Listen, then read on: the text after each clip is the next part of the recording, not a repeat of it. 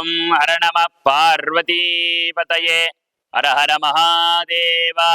என்னாடுடைய சிவனே போற்றி, எண்ணாட்டவர்க்கும் இறைவா போற்றி. வெற்றிவேல் முருகனுக்கு அரோஹரா.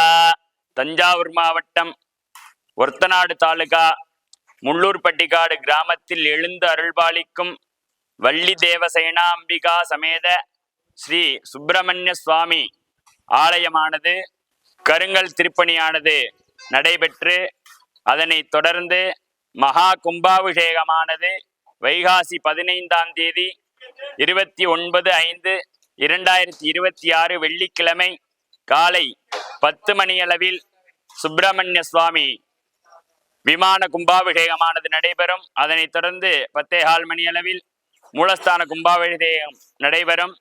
இந்த கோவில் ஏறத்தாழ சுமார் 6 தலைமுறைகளுக்கு மேல பழமையாக உள்ளதாக புராணங்கள் அடிப்படையிலே பார்த்தால், சூரபத்மனை வதம் செய்த பிறகு வலதுபுறமாக இருக்கக்கூடிய மயில் சூரபத்மனை வதம் செய்த பிறகு தோன்றிய கோயில்கள், முருகப்பெருமானின் இடதுபுறமாக உள்ள மயில் தேவமயில் என்று பெயர்.